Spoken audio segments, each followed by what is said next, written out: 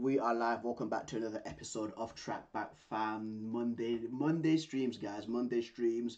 I promised that I promised that I was gonna do this live stream on Saturday, but things happen, guys. Last minute plans, emergency family meetings, right? But just before we do get started, I just have to do a sound check for this, just so I do sound clear, because usually most of the times I really sound like a mouse on helium. Right, I think we're good. I think we're good. We are good, guys, right? But anyway, yeah, Premier League team of the season, guys. Premier League team of the season, right? I don't know why, like a lot of like football content creators always do this like 3 months, 3 months, 3 weeks or 4 weeks early, man. That's way too early, in my opinion. End of the season awards, right, are meant to be for end of the season. You get what I mean, bro? Team of the years are meant to be done at the end of the season, not like 3 weeks before it's over, bro. Because for me, I actually found it I really dumb, to be fair. But hey, each to their own, each to your own. But guys, today once again, aside from the Premier League team of the season, we're also gonna be doing we're also gonna be doing player of the year, young player of the year, manager of the season, breakthrough player of the year, goal of the year, and signing of the season, guys. So I've got my players that I have chosen. It's been difficult, by the way, right, in picking these players. I ain't gonna lie, especially like my team of the season was kind of hard because I had to move the formation around. It's not a traditional 4-3-3. It's actually a 4-1-2-1-2. Just because I don't think that any left wingers this season have actually been really great, in my opinion, guys. But anyway, right, let's just go right into it. I don't want to keep waiting for too long. Let's go right into it. So, oh, this is my this is my YouTube studio. But anyway, here it is right now. Of course, the combined 11. Thank you to Foot Mob for actually like making this up, because I've been, guys, like I've been searching for ages, right, trying to find one that's got like almost every player. In World Football, Foot Mob actually does have it, because usually the channel regulars know that I used to actually do it through what I think was like Footwiz, through like the ultimate team cards. That's the only way that I could get the majority of player right, but it just didn't look good because of the whole card thing, like the whole inform card thing. But yeah, that's still for a different day. But anyway, right, let's start off with goalkeepers. So goalkeepers for me, it was between David Raya and Matt Sells. And guys, look how close it is, right? I'm pretty sure that David Raya yesterday, he tied Matt Sells for the most clean sheets in the Premier League. Of course, the game versus Newcastle, where Arsenal won that game 1-0. They both are on 13 clean sheets, right? But I have to give it to Matt Sells. For me, Matt Sells is my Premier League goalkeeper of the season, dude. Like, he's been absolutely fantastic. Him, Murillo, and Ole Aina, Nikola Milenkovic, Nico Williams. Like, Nottingham Forest defensively, they've been absolutely superb. And also, right, like if you look at the way that Nottingham Forest have played this season, they do soak up a lot of pressure. They let the opposition team have a lot of the ball, and when the opposition team has the ball a lot, right, they tend to pop off more shots, dude. And Matt Sells has been a really busy goalkeeper this season, fam. So shout out to him. So let me put him in right there. Man like Matt Sells is my right back, and of course, yeah, it's obvious that David Raya was just that close, but he actually missed that, mate. But anyway, right back. For me, guys, right, I'm torn between three guys for right back. It's between Ole Aina, Munoz for Crystal Palace, and Nuse Mazraoui. People really sleep on Nuse Mazraoui, right? I'm not saying this because I'm a United fan and all this bias, right? Like Nuse Mazraoui, I'm pretty sure that there was one point this season where he had the highest tackle percentage in the Premier League. Like, his stats were absolutely insane. Like, nobody could get past him. Super reliable, bro. Super consistent. 6.5 out of 10. Dude, that's more than average, bro. And he's played everywhere. Left back, right centre back, freaking right back, dude. Like, he's done it all this season, right? But same thing with like Ole Aina. Ole Aina this season has been absolutely fantastic going forward. Defensively wise, like the intensity that he plays at right back is A1. But for me, I have to give it to Munoz, bro. Like Munoz for me is one of those low key cookers, those underrated ballers, in my opinion, dude. Like if you look at him, I'm pretty sure he's the one that got the assist in the final in the FA Cup final versus Man City. Like this, wait, where is this quote actually? Because I actually had it up literally on Instagram. Where is this quote just before? I show you guys. Where is this quote, right? And this came from Versus. I had to save this quote, right? And this came from Versus because, like, Munoz deserves his flowers this season, bro. For me, he has been the best right back in the league. Yeah, people might say Trent Alexander-Arnold, but Trent's not really featured that much this season, just due to the noise of just due to the noise of like Real Madrid and slots sometimes resting him, right? And Versus have come out with a paragraph that sums up Munoz, bro, A1 fam. So this paragraph states, Daniel Munoz, take your medal and collect your flowers. Frightening on the flank, had his ops ready to walk the plank, performed a citizen arrest on the boys in blue. People call him the engine, so don't be surprised if he turned Wembley way into the autobahn, put the ball on the plate for Eze and laid out the cutlery so his boy could eat on the biggest stage. Make that 15 goals and assists, guys. 15 goals and assists this season, mate. You know you did your thing when Pep's coaching signals start looking like incantations. He ain't new to it. He's true to it. The Reapers are below it. The Tamale Trend, the Chicharron Cafu, call him what you want, but call it correct. Big time baller, bro. Big time baller, mate. Like, Munoz this season, dude, has been absolutely fantastic. Absolutely fantastic, dude. 15 GA, bro. 15 goals and assists, mate. That is crazy. That's crazy for a right back. And like usually, like Trent Alexander-Arnold does those numbers. Like Trent does those numbers, man. And Munoz this season, cooker, bro. Cooker, mate. So for me, I have to put him in. Man like Daniel Munoz definitely going in as my right back of the year. Right, centre back pairing, right.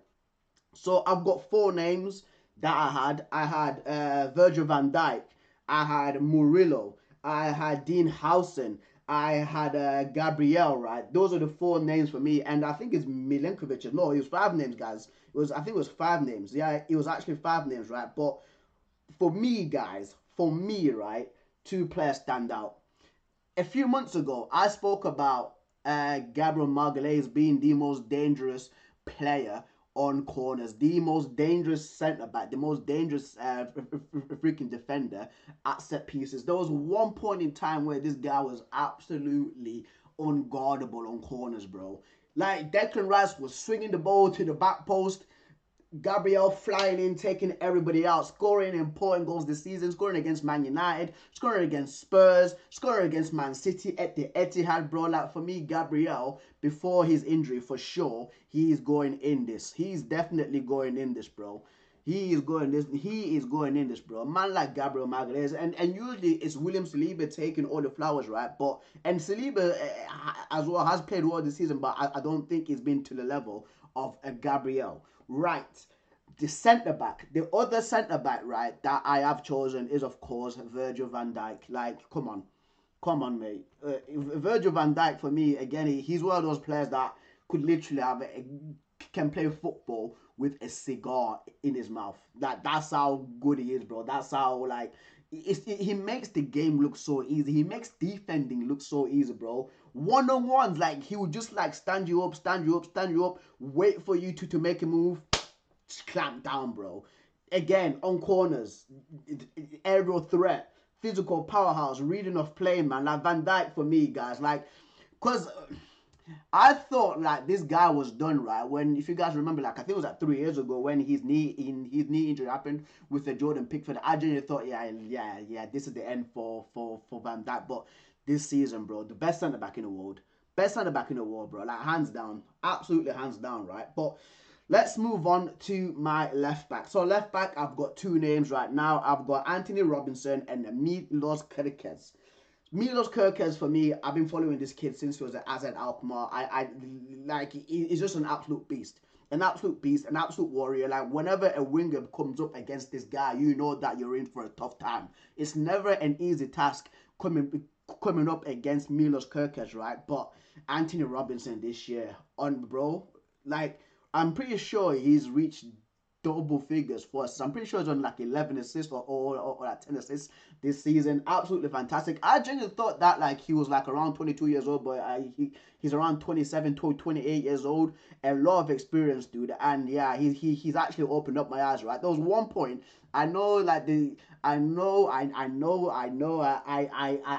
happened after that, right? But there was one point where he was playing against Liverpool and it was actually keeping Mo Salah quiet for like I think it was like the first half, and then of course the second half, like Mo Salah adjusted, right? But like he was able just to even like deal with Salah for that long, bro. Like the best player in the Premier League. And yeah, but it's Mo Salah we're freaking speaking about here. But anyway, for me, Anthony Robinson is definitely going in there, bro. Anthony Robinson is going in there, bro. I think that's how I spell his name. Anthony Robinson is my left back. So that is my back line, guys. That is my 2024-2025 Premier League back line team of the season. You've got Matt Sells in there. You've got Munoz right back. You've got Virgil van Dijk centre back. You've got Gabriel the other centre back. And my left back is Anthony Robinson. Now we're going to get into the midfield. And I need to change the lineup because it's a 4-1-2-1-2. It's not a 4-3-3, guys. It's a 4-1-2-1-2. Like it's not a wide. It's actually the congested one because I've got four midfielders. There's no left winger once again because the left wingers have been absolute disgraces this season for me. I can't really think of a left winger that's actually played well this season. I don't know if the chat can help me out, but I genuinely couldn't think of any. So the first one, guys, right? I had two names for CDM. I'm stuck between Ryan Gravenberch and Moses Caicedo. Moses Caicedo, bro, has been an absolute rock this season. Like, was it like if you like? I've been wondering like why Chelsea fans have been going absolutely crazy, right, about Moses Caicedo. And I seen him versus United, and there was another game as well where he absolutely just cooked, man. And when I say cooked, man, it wasn't like with skills. It was just raw power, just barging man out of the way, bro, like a proper CDM, like a proper CDM general, right? And you've got Ryan Gravenberch. Ryan Gravenberch, you remind, and this is gonna sound crazy. This is gonna sound crazy, right? But when it was at Ajax, he reminded me of Paul Pogba because I genuinely thought that Ryan Gravenberch was like a typical number 8, your typical central midfielder. He couldn't play right at CDM, went to Bayern Munich and flopped, and then of course did join Liverpool last season. But this season he's had this, bro. Like he's been incredible. He's been incredible, bro. I remember when I remember when Liverpool beat Man United. Was it 3-0 in September? Like I think it was like the second game that we played. Literally in this season. I think it was the second game. I think it was because Ten Hag was still in charge, right? And he had Kobe Mainoo go up against Ryan Gravenberch, and there was just one first touch that he did where he broke, literally, he drew Kobe Mainoo in, opened up his body, took him out of the game, right, with one touch, sprayed it out to the left, and I think it was Trent Alexander-Arnold that scored that goal, but he was offside, and I was thinking to myself, like, what's this guy on, dude? And again, like, it's the footwork, it's the strength, it's the reading of play. Incredible season, bro. Like for him to transform himself from a central midfielder to a CDM, bro, in the Premier League. Like again, people say it's the most physical league in the world, right? Incredible, bro. For me, my CDM of the year definitely is Ryan Gravenberch. I mean, guys, don't get it twisted, right? It was close. It was close because like Caicedo's been on absolute smoke. Right, my two central midfielders. The first one I'm going with is Yuri Tielemans for Aston Villa. Yuri Tielemans, dude. Yo, if Man United, right, we're looking for a number 8, for me, Yuri Tielemans is that guy. The ball making that, bro, like, he's been Aston Villa's most important player, in my opinion. Like, what he does with the ball is absolutely ridiculous. Man's even scoring headers as well, just like floating in between the left back and the centre back, just get little headers, bro. Fam, like the passing, shooting, dude, like Tielemans is so complete, bro. Like, and I think that a lot of people have been sleeping on him, in my opinion. That's just me, fam. So anyway, we'll move on. We'll move on, bro. My other central midfielder is Alexis McAllister, as I call him, the fake Argentinian, bro. There's no way this guy's Argentinian, fam. There's no way, bro. This guy's called McAllister, bro. He's called McAllister, fam. This guy's Scottish, dude. He's Scottish, right? But again, one of Liverpool's most important midfielders.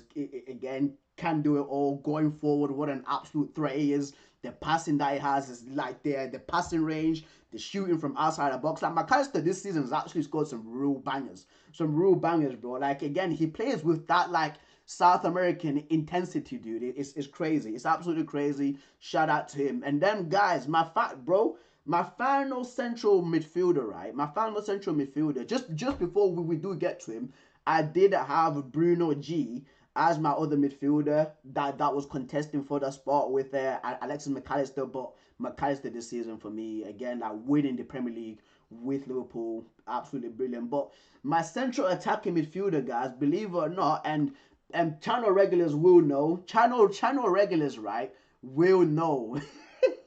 I'm a United fan, right, guys? But for me, I've had my gripes with the Bruno Fernandes. I've actually had my gripes with the Bruno Fernandes this like what these last 2 years. He doesn't look after the ball a lot. He needs to be a better captain. He needs to show up a lot. Bro, Bruno Fernandes this season for Man United, without Bruno Fernandes, would actually be below like Ipswich, or was it? Yeah, I think it's either no, would be below Leicester in the Premier League. Like if you actually take out Bruno Fernandes and all the goal contributions he's done for Man United this season, will be absolutely like if in relegation without Bruno. Bruno's got 40 GA this season, guys. I'm pretty sure it's on like 20. So it's 20 goals in all comps and 20 assists in all comps. That's crazy. That is absolutely crazy, bro. Like the output that this guy's had, bro. He's been so important for Man United. For me, he's definitely going in there, right? And guys, I've had to change this guy, right, from a right. Actually, no, I'll save him for last. Right, striker. I've got two strikers, of course, because that's what you do when you are playing a 4-1-2-1-2. The first striker, of course, is Alexander Isak. Isak is definitely going in there, bro. Alexander Isak, dude, like this guy's been moving on absolute smoke. Alexander Isak has been moving on absolute smoke. He's been absolutely disgusting, dude. Like, I'm pretty sure is this second place for the top goal scorer in the Premier League. I'm pretty sure he's in second place right now. He must have over 20 GA 20 goals this season in the Premier League. 100%. Yeah, he's on. Oh my God, I keep on burping. He's on 23 goals this season, guys. 23 goals, bro. That's how sick Alexander Isak has been, bro. He's been so deadly. Goal against Liverpool. If people remember the goal against Liverpool at St James's Park, outside the box where he just took it, slapped it, bro. I think that one Premier League goal of the month, actually. I'm pretty sure that one, I think it was like in November or like in December or October. That actually won that, bro. Like, Isak has been incredible, bro. And it makes sense why a lot of teams are after him, and Newcastle have slapped on £150 million price tag on this kid, man. Yeah, absolutely unreal player. And then, of course, the final guy is Mo Salah.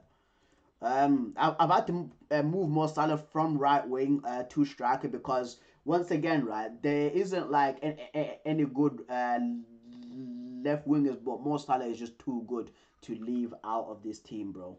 Mo Salah for me, again, spoiler alert, my Premier League player of the year, bro. This is like the output that this guy's had this season. Let's look at this, mate. Let's look at Mo Salah.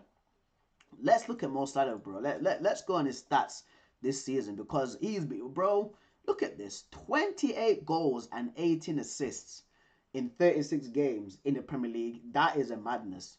That's 46 GA, bro.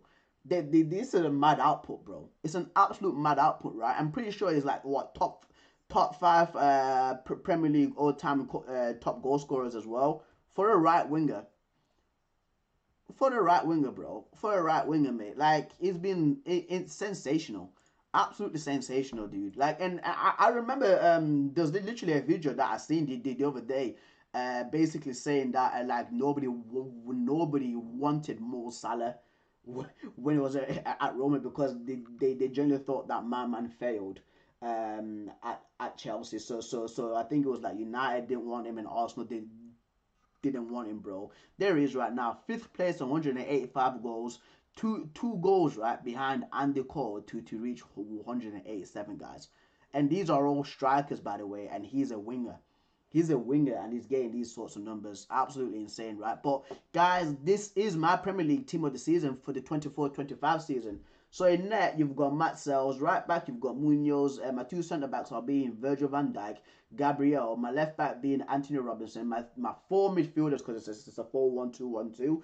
CDM, it is Ryan Gravenberch. Two midfielders is Yuri Tillemans, Alexis McAllister, Bruno Fernandes being the central attacking midfielder. And then my two forwards being Mo Salah and Alexander Isak. That is my Premier League team of this season. If you go your thoughts and comments once again, comment it in the chat. It's a very interactive chat, guys. I do read your comments as well, and I want to see what you guys have as well, because you might have like a left winger. Once again, I didn't rate any left winger this season. I might have missed somebody out, maybe Anthony Gordon, but listen. Like these guys this season were absolutely insane, right? But anyway, let's move on, right, to player of the year. Player of the year is Mo Salah. Like, is there anything else? Is there genuinely, guys? Is there anything else? That Mo Salah for me is my my Premier League player of the year, bro. Like Premier League winner, freaking what top goal scorer in the Prem. I'm pretty sure he's got the most assists, bro. Like just everything that Mo Salah has done this season has been absolutely fantastic. In the running for the Ballon d'Or, and I know a lot of people might not like hearing this, but he's definitely in the running for the Ballon d'Or, bro. 100%, 100%. But we'll move on. Young player of the year. Young player of the year. I was torn between two guys. I was torn between Dean Howson and Morgan Rogers. Those are the two guys that I was torn between, because guys, this is Dean Howson's like Premier League debut. Like people forget, like Dean Howson's only been at Bournemouth for 1 year and he's already going to Real Madrid.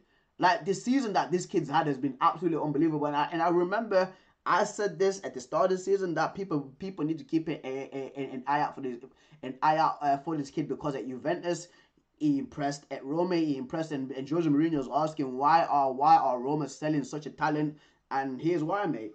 He's already like 50 mil for Real Madrid already, like just like that in his first season in the Premier League. And then Morgan Rogers, mate. Like Morgan Rogers, man, like honestly, the way that he's taken to the Prem and even like in the Champions League has been absolutely fantastic. He has been so good, mate. Like the pace, the dribbling, the power as well, like him shrugging off, man. And it's the composure too. And that celebration suits him, because like when he's in the box, you've got old man like scrambling about, the people losing their heads, and he's just so cool. Just like the types of goals that he's been scoring this season has been absolutely insane, bro. Absolutely insane. 18 GA in the Premier League this season for me, Morgan Rogers, guys, and it was very close. It was very close, but Morgan Rogers is my young player of the year in the Premier League, right? And by the way, right, I should have said this earlier, but the criteria for Premier League young player of the year is somebody has to be what I think under 23 years old. It's under 23 years old at the start of the season. Under 23 years old at the start. It says that man's from Hellsville. Man's actually from Hellsville in Birmingham. That's crazy. That's crazy. Man's actually from Hellsville, bro. That is absolutely mental, right? But anyway, Morgan Rogers is my young player of the year. Manager of the year, guys. Manager of the year. Slot. It's honest slot, isn't it? Like honest slot is my manager here, right, guys? And the reason why, like, of course, debut season in the Premier League, filling in big boots, massive boots, bro, for Jurgen Klopp, because everybody generally thought that Liverpool were going to be down in the dumps.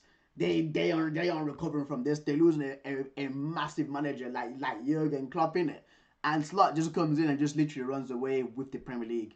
Just it makes it a breeze. Makes it a breeze, bro. Just literally, I remember when he was against United once again, like at the start of the season, where he exposed Ten Hag's what do you call it now? It was Ten Hag's tactics on Sky Sports. Just literally just expose him just like that, bro. Like Slot, this bold guy, bro. This poor guy, fam. I'm absolutely fuming that like Liverpool have got another good manager too. But yeah, it was a close one as well because Irola at Bournemouth, he did well. Nuno with the Nottingham Forest because a lot of people were thinking Forest might be like below a mid-table team and he's got them or a European spot. After being sacked by Al Ittihad as well, Al Ittihad actually sacked Nuno, guys. You know what I mean? And he's actually made a comeback like that, bro. Like, he's been absolutely... Even Glasner as well, like, winning the FA Cup with Crystal Palace, but it has to be Slot, man. Nobody was expecting this from Liverpool. Nobody was expecting this from freaking Arne Slot, right? But anyway, breakthrough season. So breakthrough season, right? So this is another criteria that I had. Breakthrough season for me, guys, I had two names. It was between Ethan and Nwaneri for Arsenal and Amad Diallo. Yes. People say Amad Diallo signed for Man United 4 years ago, Preston. You know what I mean? How can you have a breakthrough season, Preston? He's been at United for 4 years. Oh, before this season, Amad Diallo's been on loan at Rangers. He's been on loan at Sunderland. He's never even got a chance to play for Man United. Last season, just barely featured because bold fraud. Ten Hag was playing Garnacho in front of him and he was actually trying to sell Amad. It turned out that he was actually trying to sell Amad last year, right? But Amad stuck it out, and this season for me, he's been the second most important player for Manchester United. Ethan Nwaneri, bro. Like, Ethan Nwaneri for me, I remember when he debuted for Arsenal when he was like 15 years old, and the Arsenal fans were happy with him. I was like, yes, this is some next kid that's going to be like Jack Wilshere. He ain't going to make it, bro. But listen, Ethan Nwaneri is the real deal. Even though is a real deal, bro. Like, can play right wing, can play central attacking midfield. Listen, he's crazy, absolutely crazy. But breakthrough player, man. Who do you guys have, bro, between Ethan Nwaneri and Amad Diallo for breakthrough player this season, man? Who do you guys have, bro? Because it's a tough one. It is a tough one because guys, like Amad's been really important for United this season, dude. Like every single time when he's not played, like and if Bruno's got like an off game, like there's no creativity in that Man United team. Like the things that I've seen Amad, because I go to United games, and the things that I've seen Amad do, especially like against Bilbao when he just came on, like did a Cruyff turn, like nutmeg on somebody and assisted Haaland, right, after being out with an ankle injury for like what, a month and a half. It's crazy. It's absolutely crazy. So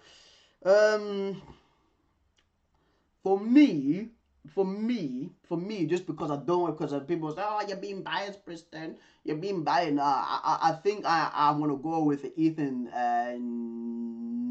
Nwaneri, bro, because that's when people, like, found out about this kid this season. Definitely. 100%. Ethan Nwaneri, for me, is got the breakthrough of season. Breakthrough player of the season. Signing of the season, straight away, Dean Olsen. Dean Olsen is the sign of the season, bro. Like, how much did Bournemouth sign Dean Olsen for, mate? How much did they sign him for, man?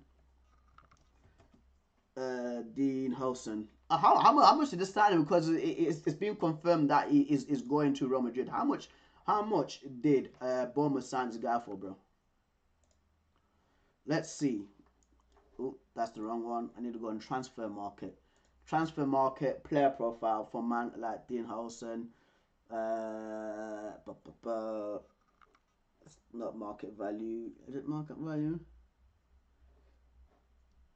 Bro, they signed him for 19 million euros. They signed him for 19 million euros, man. And the season is that this year, bro, for Bournemouth has been absolutely crazy, man. How many goals did they score for them as well? There we go. So 30 appearances, 3 goals and 1 assist. for Bournemouth this season. Well, 9 yellows, no red cards, no second yellows, man. He's been absolutely fantastic. I think he's going to get. I think the 3 goals were against Arsenal, United, and I think it was against Tottenham as well. And the roll headers from corners. Dean Allison definitely for me is the starting of the season. And like the profit that Bournemouth got for Dean Allison, because signing him for 90 million euros and then selling him for like what 60 million euros to Real Madrid is A1. It's brilliant business from them. Absolutely brilliant business from Bournemouth, right? But anyway, guys, signing of the season, Dean Allison. Goal of the season. Actually, no, we'll do goal of the season last. We'll do goal of the season last. Most improved player. Most improved player, guys. Only one name. One name sticks out for me. One name sticks out for me as most improved player, and that's Jacob Murphy. Where's Jacob Murphy, bro? Jacob Murphy for me is the most improved player this season. 100%. 100%, bro. Like an absolute low-key cooker. So these are his stats, right? This year in the Premier League. Well, in all competitions, but also in the freaking Premier League, right? These are stats for Jacob Murphy. So 34 appearances in the Prem, 8 goals and 12 assists. That's 20 GA, right? In 34 games. If you put that in all competitions, that's what 40 appearances and 23 GA. Incredible. Compared to his season last year. When you compare him to last year, look at that day and night difference. 28 appearances in all competitions, only 12 goal involvements.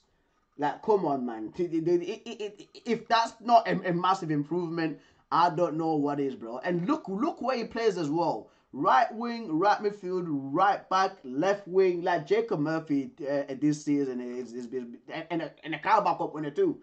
People forget about that. He's been a Carabao Cup winner with Newcastle. For me, 100% my most improved player of the year. But anyway, let's move on.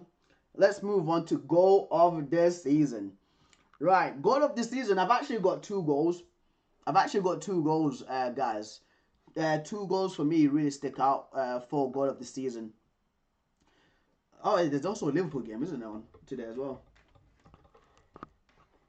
There's also the Liverpool game, and that's on too. That's on too. But I have to do I have to do not the reaction, but the preview for the Man United Europa League final. Tell me if it sounds good as well, guys. Please let me know if it sounds good. But anyway, goal of the season. First one, Harry Wilson. I think it was Harry Wilson versus Brentford. If people remember, the backheel goal. The backheel goal, mate. Where is that backheel goal? Where is it? Because I'll probably get in trouble with YouTube and Sky Sports, but I have to be careful to show you guys. It was a backheel goal, and it was brilliant, by the way. Where is that goal, mate? Where is that goal? FFC TV. Right. So this is the goal that Harry Wilson scored, but it's all angles. I have to be very careful. I have to be very careful. You know what? Right, screw it. Let's just get the full thing. I think it was a 3-2 win to Fulham versus Brentford. I think it was a 3-2 win, and it was a brilliant goal by Harry Wilson, man. Not that one, mate. Not that one. Let's get it up, mate. Because that one's just showing all different angles, and it's like 9 minutes long. But we just want one crisp angle, and that is it. Mate. There we go. This is the goal, guys. This is the goal. I just have to be careful with copyright and YouTube. So, the ball, right? The ball gets lobbed over. Well, it gets crossed in. And this is a goal that, for me, is one of the contenders for goal of the season. I have to be careful. So it gets clipped in and it's a back heel over the keeper. I mean, come on. Come on. Like, even though he didn't mean to do it, this is a fantastic goal, bro. It's a fantastic goal, like, in my opinion. It is a fantastic goal, in my opinion. Let's go back again. Let's go back again. Let's go back again. Let's go back again. So here it is. Brilliant goal. Brilliant goal, bro. Brilliant goal, fam. And the other one is Mitoma's goal versus Chelsea. Mitoma goal versus Chelsea, man. The Mitoma goal versus Chelsea, bro. Like this goal, bro. It's brilliant. It's absolutely brilliant, dude. It is insane from this angle. So it's a lofted pass by Verbruggen. Bart Verbruggen, right? So it's a lofted pass by Bart Verbruggen over like their Chelsea midfield, past their defensive backline, right? I think it's Mitoma versus Chalobah, where it's a one-on-one. And look at the control by Mitoma for him to actually bring it down and for him to score this goal, bro. This is insane. Look where the ball comes from. Touch to the right. Insane finish, bro. Insane finish, dude. Like, this goal by Mitoma is just crisp. So crisp, mate. Like, he's made that. I'm going to have to do a show on this video because he's absolutely made this goal just look so simple. The control, bro, like, this is coming from, like, how many? 60 yards? Is that 60 yards away? Or even 70, bro. And he's killed it. Like, look at that touch. To the right. That. Bang. Bro. Four touches, mate. What a magical goal. What an insane goal. Like, for me, 100%. 100%, man. Like, it's between one of those two. People might try to put in the Belieber one, right? But nah, it's for me, it's the Harry Wilson one and the Mitoma one. And I tell you what, guys, I really want to pick the Harry Wilson one, but the Mitoma one though, like, to bring it down to the right, extend, finish. Yeah, it's crazy. Absolutely crazy. For me, that is my goal of the season. Mitoma versus Chelsea. That's my goal of the season, guys. Again, if there is people watching this on the VOD later or even right now, please let me know your Premier League goal of the season, because for me, it is Kaoru Mitoma. But I think that's it. I genuinely think that's it, mate. That's been very quick, by the way. That's been absolutely very quick, fam.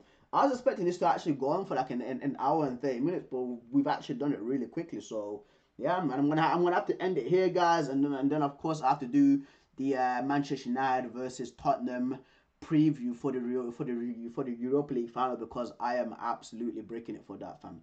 I'm absolutely breaking it for that, guys, right? Because as a United fan that's been watching Manchester United for whatever 20 years now, I'm freaking 30 years old. I'm a freaking dinosaur. Like, I've never actually seen United actually like lift up the European trophy, because in the 2008 one in Moscow, I was actually like I'm at my auntie's wedding, and I couldn't watch the game because back then, like, there was no such thing as like Wi-Fi.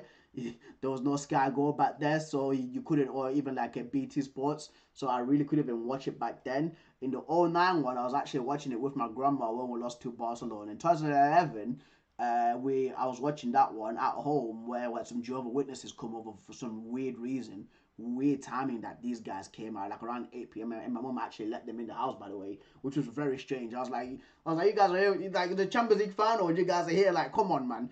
But anyway, they were there, and United lost, and yeah, they could tell that I was genuinely not happy, and they literally left like really early. 2017 one, where Man United won the Europa League. I think it was against Ajax in the final. I think it was Paul Pogba that scored in the final. I was actually working that time. And then in the Villarreal one in 2021, I was watching that game as well, and we lost that one on penalties. I was absolutely fuming. And then, of course, this one here right now.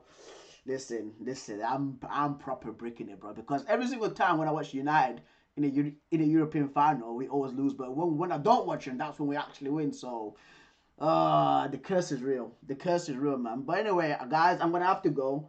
I'm gonna have to go. I'm gonna have to get this match preview sorted out. The battle of the bums, the battle of the clowns. 16th versus 17th place is absolutely disgusting. It's absolutely disgusting. But guys, you know what to do. Thoughts, comments, concerns, all that.